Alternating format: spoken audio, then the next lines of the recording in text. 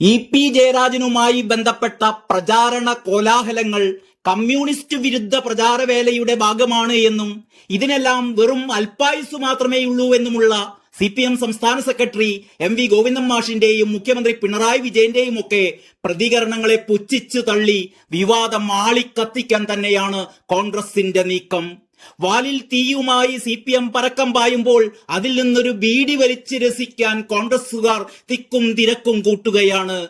Scene മൊത്തം കോൺട്ര എന്ന് പറഞ്ഞാൽ മതിയല്ലോ. ശോഭേച്ചിക്ക് ഇത് കണ്ട് ചിരി നിർത്താനും പറ്റുന്നില്ല. വോട്ടെടുപ്പ് ദിവസം ഇത്രയും നല്ലൊരു കോമഡി സീൻ ചാനലുകാർക്ക് പോലും അവതരിപ്പിക്കാൻ കഴിയുമെന്ന് തോന്നുന്നില്ല. ആർക്കാണ് ഇതിന്റെ ക്രെഡിറ്റ് കൊടുക്കേണ്ടതെന്ന് മാത്രമാണ് സംശയം. ശോഭാ സുരേന്ദ്രനാണോ അതോ ദല്ലാൾജിക്കാണോ, അതുമല്ലെങ്കിൽ നമ്മുടെ സുധാകരേട്ടനാണോ? കണ്ണൂരിൽ ഇത്തവണ മത്സരം ഇത്തിരി കടുപ്പമാണെന്ന് സ്വയം ബോധ്യപ്പെട്ട് നല്ല ബേജാറിൽ നടന്നിരുന്ന സുധാകരേട്ടൻ ജീവിതത്തിൽ ഇന്നോളം ഇത്രയും മനസ്സു തുറന്ന് ചിരിച്ചിട്ടുണ്ടാവില്ല. ശോഭ പൊട്ടിക്കാൻ തുനിഞ്ഞ ബോംബെടുത്ത് പൊട്ടിച്ചതിന്റെ ആ ത്രില്ലുണ്ടല്ലോ, അത് പറഞ്ഞാൽ മനസ്സിലാവില്ല, അനുഭവിച്ചു തന്നെ അറിയണം. അതിന്റെ നിർവൃതിയിലാണ് സുധാകരേട്ടൻ. LDF കൺവീനർ ഇ.പി. ജയരാജനെതിരായ ആരോപണങ്ങളിൽ താൻ ഉറച്ചു നിൽക്കുന്നുവെന്ന് വർദ്ധിത വീര്യത്തോടെയാണ് കെ സുധാകരൻ ഇന്ന് വ്യക്തമാക്കിയത്. പാർട്ടിക്കുള്ളിൽ ജയരാജനെ ഒതുക്കാൻ ശ്രമം നടന്നിരുന്നു. അതാണ് എല്ലാ പ്രശ്നങ്ങൾക്കും കാരണമായത്. ഈ വിഷയം ഇപ്പോൾ ചർച്ചയായത് ഗൂഢാലോചനയാണെന്ന മുഖ്യമന്ത്രി പിണറായി വിജയന്റെ ആരോപണത്തിൽ വലിയ കാര്യമൊന്നുമില്ലെന്നും അദ്ദേഹം പറഞ്ഞു. BJPയുടെ കേരള പ്രഭാരി പ്രകാശ് ജാവദേക്കർ ചായ കുടിക്കാൻ വരാൻ ജയരാജന്റെ മകന്റെ ഫ്ളാറ്റ് എന്താ ചായക്കടയാണോ എന്നായിരുന്നു സുധാകരന്റെ പരിഹാസ ചോദ്യം. വീട്ടിലെത്തിയ ജാവേദ്കറുമായി രാഷ്ട്രീയം സംസാരിച്ചില്ലെന്ന് ജയരാജൻ പറഞ്ഞതായി മാധ്യമപ്രവർത്തകർ ചൂണ്ടിക്കാട്ടിയപ്പോൾ പിന്നെ രാമകഥയാണോ സംസാരിച്ചത് എന്നായിരുന്നു സുധാകരന്റെ മറുചോദ്യം. ജാവേദ്കർ ഉൾപ്പെടെയുള്ളവരെ കണ്ടതായി അദ്ദേഹം സമ്മതിച്ചല്ലോ. പിന്നെ എങ്ങനെയാണ് ഗൂഢാലോചനയാണ് എന്ന് പറയുന്നത്? എന്തിനാണ് അയാൾ കാണാൻ വന്നത്? ചായ കുടിക്കുന്നു, ഒരുമിച്ച് സംസാരിക്കുന്നു, എന്താണിതൊക്കെ?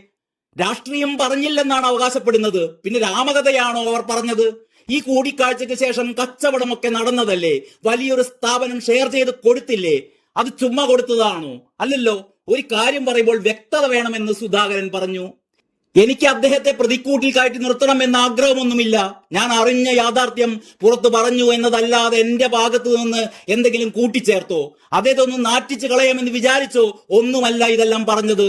അത്തരമൊരു വെളിപ്പെടുത്തൽ വന്നപ്പോൾ അദ്ദേഹം ഒന്നും സംസാരിക്കാതിരുന്ന ചുറ്റുപാടിൽ ഞാൻ പ്രതികരിച്ചു, അത്രയേ ഉള്ളൂ. പക്ഷേ എനിക്ക് വിവരം ലഭിച്ചതൊക്കെ യാഥാർത്ഥ്യമാണ്. ആ വിവരമെല്ലാം സത്യമാണ് എന്ന് ഞാൻ വിശ്വസിക്കുന്നു. നിയമ നടപടി സ്വീകരിക്കുന്നതുകൊണ്ട് ഒരു പ്രശ്നവുമില്ല. എന്തായാലും അദ്ദേഹം വന്നു കണ്ടു എന്ന് ഇ.പി. ജയരാജൻ സമ്മതിച്ചതല്ലേ, അതിനപ്പുറത്തല്ലേ ഈ പറയുന്ന നിയമപ്രശ്നമുള്ളൂ. അത് കുഴപ്പമില്ല.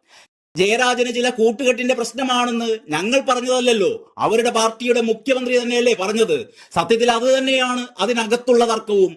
അദ്ദേഹം പോകണമെന്ന് ആലോചിക്കുന്നതിന് കാരണം ഈ പറയുന്ന ശത്രുതയാണ്. മുഖ്യമന്ത്രിയും അദ്ദേഹവും തമ്മിലുള്ള ശത്രുത. എല്ലാ കാര്യങ്ങളിലും ജയരാജനെ പരിഗണിക്കുന്നില്ല എന്നതിൽ അദ്ദേഹത്തിന് നല്ല പരാതിയുണ്ട്. ആ പരാതി പാർട്ടി ഫോറത്തിൽ പറഞ്ഞെങ്കിലും പരിഹാരമുണ്ടായില്ല. അതുകൊണ്ട് തന്നെ മായ്ച്ചു കളയാനാകാത്തൊരു പ്രതികാരം അദ്ദേഹത്തിന്റെ മനസ്സിലുണ്ട്. ഇതാണ് എല്ലാ പ്രശ്നങ്ങളുടെയും അടിസ്ഥാന കാരണമെന്നും സുധാകരൻ പറയുന്നു.